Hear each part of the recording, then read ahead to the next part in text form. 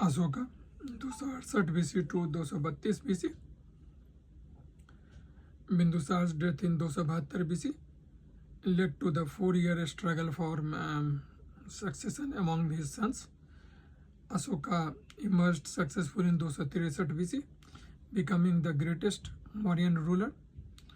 Ashoka was a brilliant commander. At the young age, he suppressed revolt in Ujjain and Taxila. As a monarch, Ashoka was ambitious and aggressive. A Buddhist text, Divyavans, says that he killed the 99 brothers to capture the throne, leaving only youngest one, Tisya. Mauryan administration. The Mauryan administration was sophisticated and established centralized system crucial in managing the vast Mauryan Empire. Under Chandragupta Maurya and his successor, the administration was organized into a hierarchical structure with the emperor at the top and supported by a council of ministers. The Mauryan Empire was divided into provinces governed by a ruler of governor, ensuring effective regional management. A complex network of official spies and local administration oversaw various aspects of the governance, including law and order and taxation of Mauryan Empire. Importance of Mauryan Empire. The significance of Mauryan Empire cannot be of lesser importance than any other thing. The establishment of Mauryan Empire was opened a new era of Indian history. It was the first time in Indian history that India was politically united. In addition, history writing become apparent during the period because of accuracy, chronology, and sources.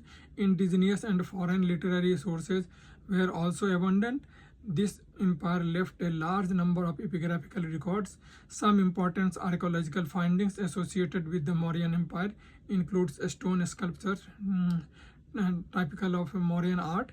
Some scholars suggested that the message on Ashoka's inscription was entirely different from that of the most rulers. The inscription symbolized the powerful and dynamic Ashoka. Also, he was more humble than other rulers and adopted grand titles. Reason for the decline of Mauryan Empire. The reason of the decline of Mauryan Empire can be summarized as below. Brahminical reaction.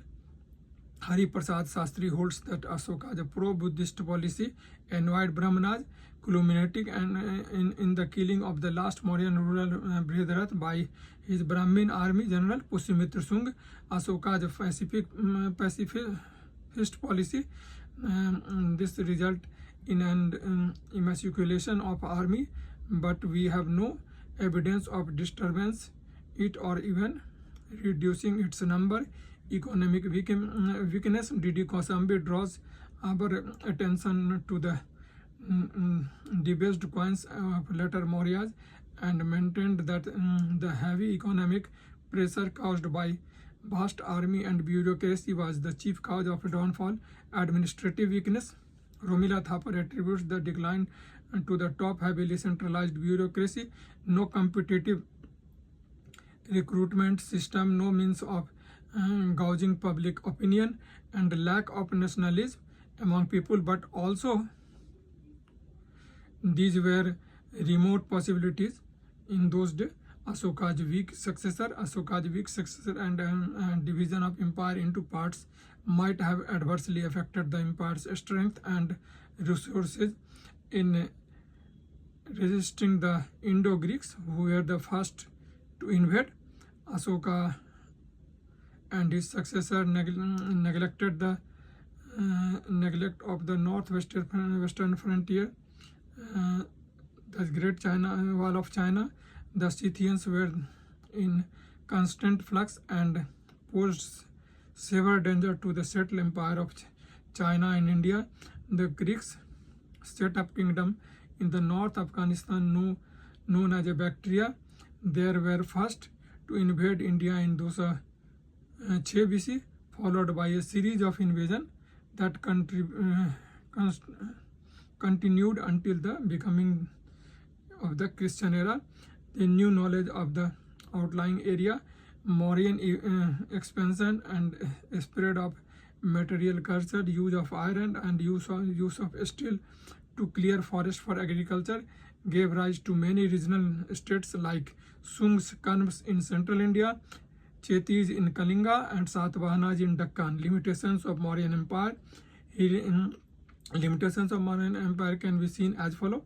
The Mauryan Empire before Ashoka was essentially a Hindu state. According to the Hindu concept, the supreme sovereign of the state was Dharma or law, and the king were merely the guardian. The Mauryan king never dared to defy the ancient law and their uses.